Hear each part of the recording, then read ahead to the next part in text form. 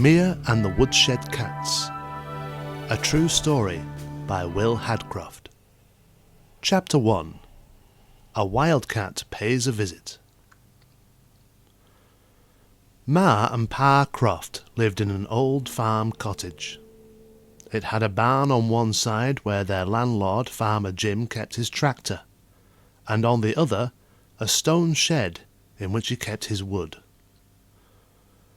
One morning, while paying out the washing on the line in the backyard, Ma Croft noticed a tabby cat sitting on the stone wall. "Hello, sweetheart," she said, and reached out to pat its head. But Tabby Cat looked at her in a way that said, "Don't touch me, I don't like it," and she recoiled. When Ma tried again, Tabby Cat hissed and spat at her. Realizing that Tabby was frightened, Ma put some tuna fish on a plate and left it on the wall. To get Tabby's attention, she called out, "Meow, meow!" Slowly, with caution, the tabby crept over the grass to the top of the wall and ate the tuna fish.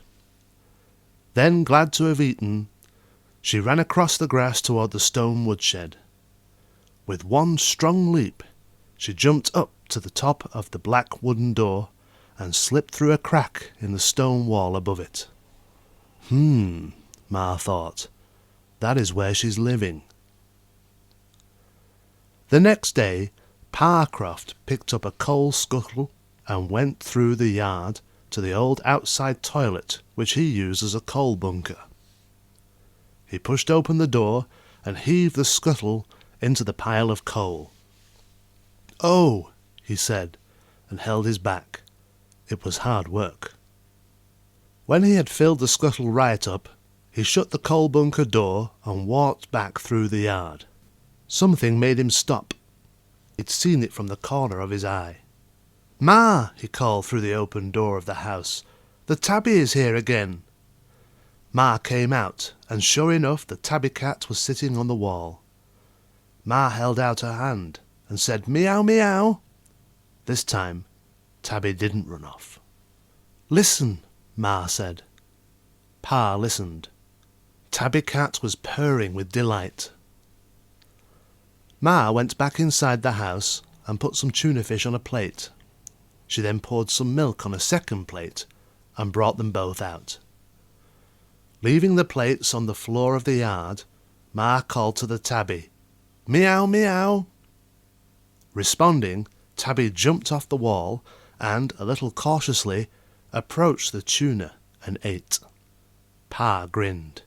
"She's getting used to us," he said.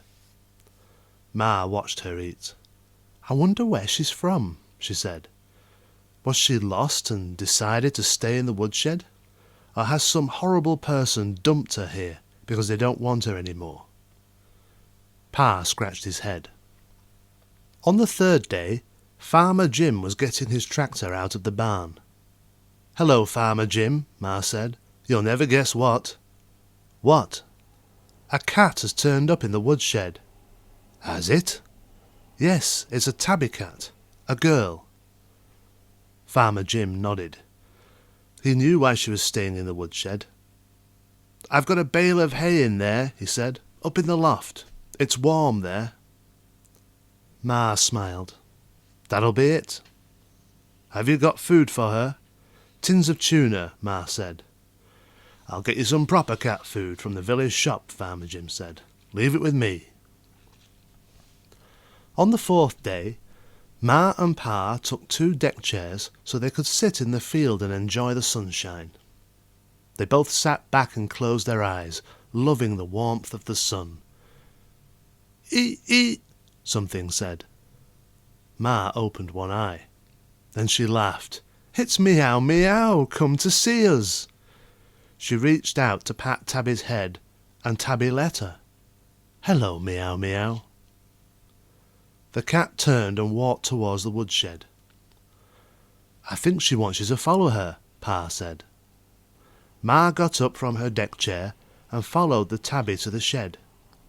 And then she stopped. "Oh dear," she said. Pa turned in his chair. "What is it?" "Come and look." Pa got up and joined her. Ma pointed at the shed window. Pa said, "Ah." 3 little heads were at the window, all squeaking and touching the glass with their tiny paws. 2 of the kittens were like mini tabbies. The 3rd one was the odd one out, because it was black with big green eyes. Ma smiled at Tabby, who was now sitting by the window. "Are these your babies, Meow Meow?" "I think they are," Pa said. He held his chin with his hand. He always did that when he was thinking. "She might have been dumped here by her owners when they found out she was pregnant." "That's awful," Ma said. "Looks like they're staying with us now," Pa said. Ma was thrilled. "Yes, it does. But we can't keep calling her Tabby and Meow Meow. She needs a proper name." Ma knelt down on her knees and patted the grass. The cat walked over and sat by her foot. Ma stroked her back. "I think we'll call you Mia," she said. Pa raised an eyebrow. "Mia?" "Yes," Ma said, "because it sounds like meow." Pa stopped stroking his chin and smiled. "Excellent," he said. He got on his haunches at his wife's side. "What do you think of that, Mia?" Mia was purring again. "Ee, ee," she said.